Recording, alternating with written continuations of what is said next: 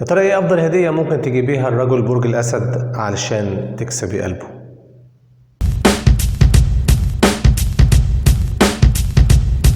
راجل الاسد بيحب الهدايا بهذا الثمن اللي قيمتها عالية، وبيعتبرها مثال او برهان على تقديرك له.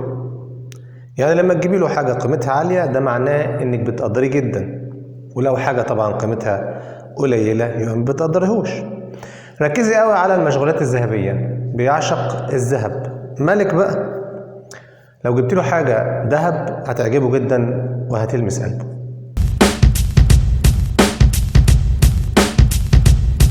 الملابس من الهدايا المهمة جدا اللي ممكن تقدميها لراجل برج الأسد، لكن تكون براند، حاجات عالمية، لأنه بيتباهى بالهدايا اللي بتجيله. فما تجيبلوش حاجات مش براند أو حاجات شعبي، كده هيفهمك غلط وكده مش هيحب الحاجة دي منك. اشتريتي حاجة هاتي حاجة براند، هتلمس قلبه قوي وهتأثر فيه.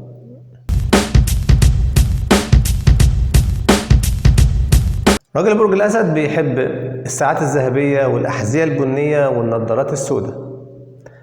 فلو جبت له حاجة من الثلاثة دول، لكن طبعا تكون توكيل، هتوصل لقلبه من أقصر الطرق.